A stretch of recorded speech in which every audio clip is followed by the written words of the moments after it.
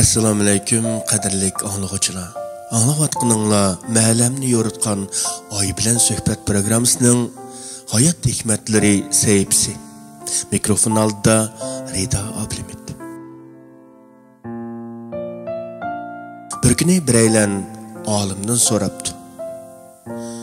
Ey olim, anam men bilan birga turdi, lekin ayolim bilan hech kelishmayotdi. Men zodi qanday qilsam bo'la? Olim savolingni qayta so'rg'ina. Uyimda onam men bilan birga turdi. Kechirsan, kepingni toza anqiramdim. Opam men bilan birga turdi. Olim esingda bo'lsin.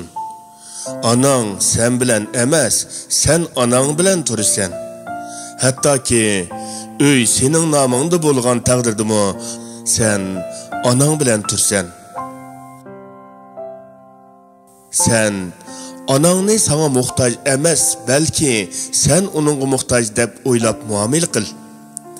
Ananga qarg'iningda bu mening eng go'zal dunyorimning ishki deb qara.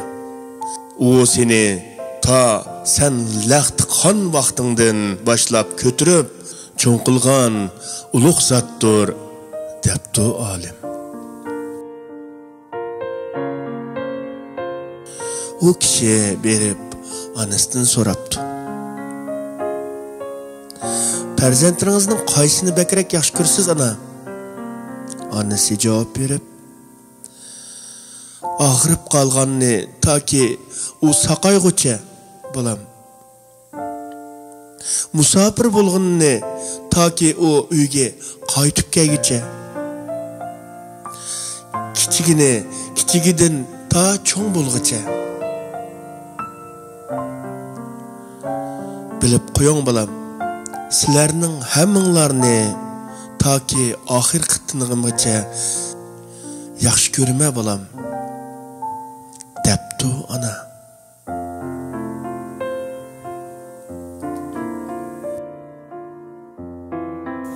Qadrli do'stlar, programmamizni yoqtirgan bo'lsangiz, kanalımızga mushtari bo'ling.